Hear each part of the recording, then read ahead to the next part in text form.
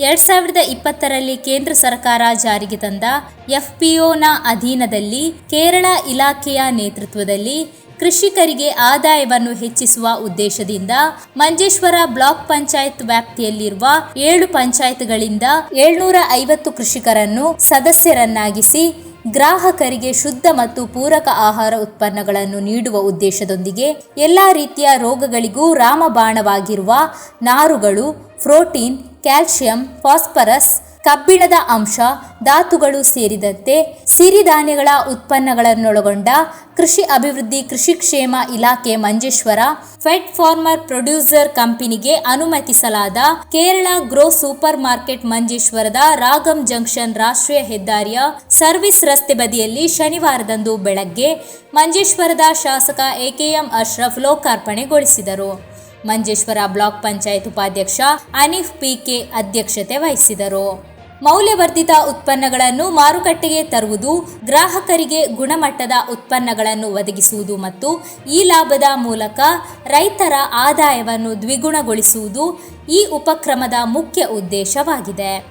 ಕೇಂದ್ರ ಸರ್ಕಾರವು ಕೃಷಿ ಉತ್ಪಾದಕ ಕಂಪನಿಗಳನ್ನು ಪ್ರಾರಂಭಿಸುವ ನೀತಿಯನ್ನು ಅಳವಡಿಸಿಕೊಂಡಿದೆ ಮತ್ತು ಈ ಉದ್ದೇಶವನ್ನು ಸಾಧಿಸುವ ಉದ್ದೇಶದಿಂದ ರಾಜ್ಯ ಸರ್ಕಾರಗಳು ಅವುಗಳನ್ನು ಪ್ರೋತ್ಸಾಹಿಸುತ್ತಿವೆ.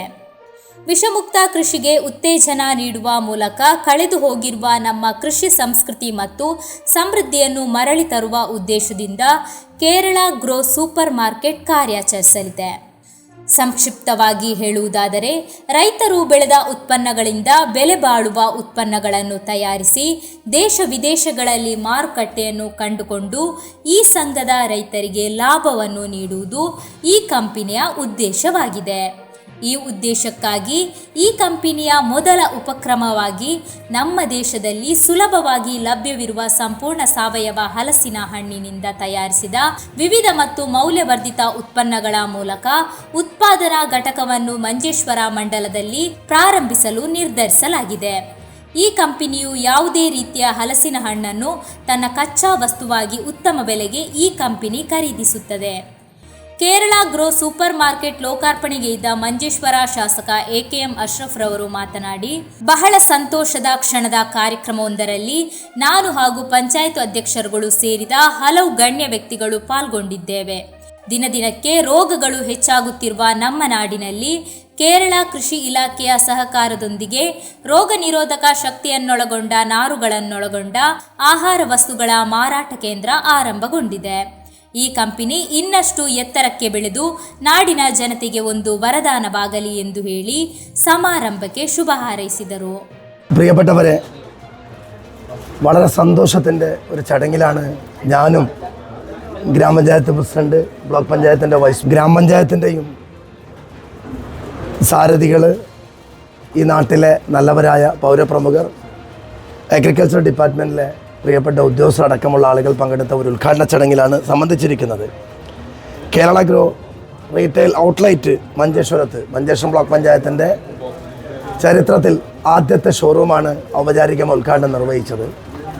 തീർച്ചയായും പുതിയ കാലം നമ്മളെയൊക്കെ ഭയപ്പെടുത്തുന്നത് മായം കലർന്ന ഉൽപ്പന്നങ്ങളിലൂടെ വലിയ രോഗങ്ങൾക്ക് അടിമപ്പെട്ട് നമ്മുടെ ജീവിത സമ്പാദ്യം മുഴുവനും ചികിത്സയ്ക്ക് ചെലവഴിക്കുന്ന ഒരു കാലത്താണ് നമ്മൾ ജീവിക്കുന്നത്.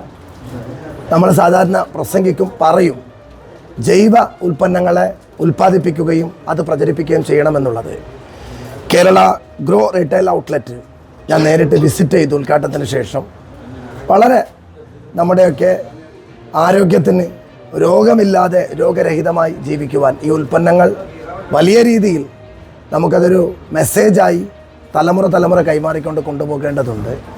ഏതായാലും മഞ്ചേശ്വരത്തിൻ്റെ പുതിയ വികസന പാതയിൽ കേരള ഗ്രോ റീറ്റെയിൽ ഔട്ട്ലെറ്റ് കൃഷി ഡിപ്പാർട്ട്മെൻറ്റുമായി വളരെയേറെ നമ്മുടെ ജൈവ ഉൽപ്പന്നങ്ങൾ ഇവിടെ സ്വീകരിക്കും.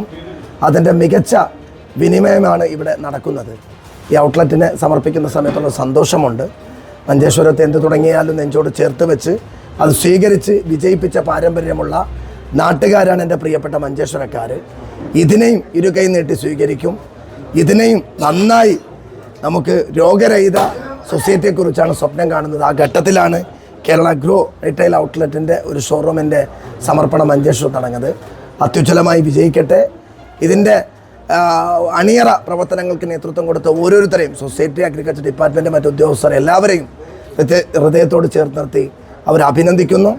ഇതിന് എല്ലാവിധ മംഗളങ്ങൾ നേരുന്നു. ಬಳಿಕ ಕುಟುಂಬಶ್ರೀ ಮುಖ್ಯಸ್ಥ ರಾಜೇಶ್ ರವರು ಮಾತನಾಡಿ, ಇವತ್ತು ಕೇಂದ್ರ ಸರ್ಕಾರದ ಯೋಜನೆ ಕೃಷಿ ಇಲಾಖೆಯ ಸಹಕಾರದೊಂದಿಗೆ ಕೇರಳ ಗ್ರೋ ರಿಟೇಲ್ ಔಟ್ಲೆಟ್ ಶುಭಾರಂಭಗೊಂಡಿದೆ. ಯಾವ ರೀತಿಯಲ್ಲಿ ಆರೋಗ್ಯಕ್ಕೆ ರಕ್ಷಣೆ ನೀಡುವ ಆಹಾರ ಸಿರಿಧಾನ್ಯಗಳನ್ನು ಸಾರ್ವಜನಿಕರಿಗೆ ತಲುಪಿಸುವ ಉದ್ದೇಶದಿಂದ ಈ ಕಂಪನಿ ಇಂದು ಶುಭಾರಂಭಗೊಂಡಿದೆ ಎಂದು ಹೇಳಿ ಶುಭವನ್ನು ಹಾರೈಸಿದರು.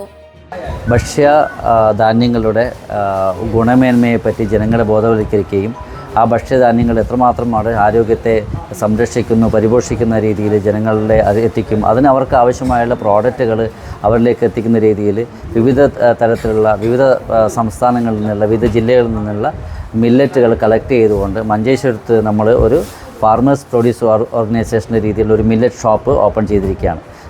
ಬಳಿಕ ಮಿರಾಕಲ್ ಸೊಸೈಟಿ ಉಪಾಧ್ಯಕ್ಷ ಶ್ರೀಕುಮಾರ್ ಅವರು ಮಾತನಾಡಿ, ಇವತ್ತು ಶುಭಾರಂಭಗೊಂಡ Kerala grow super market Manjeshwar ಜನತೆಯ ಭಾಗ್ಯವೆಂದೇ ಹೇಳಬಹುದು.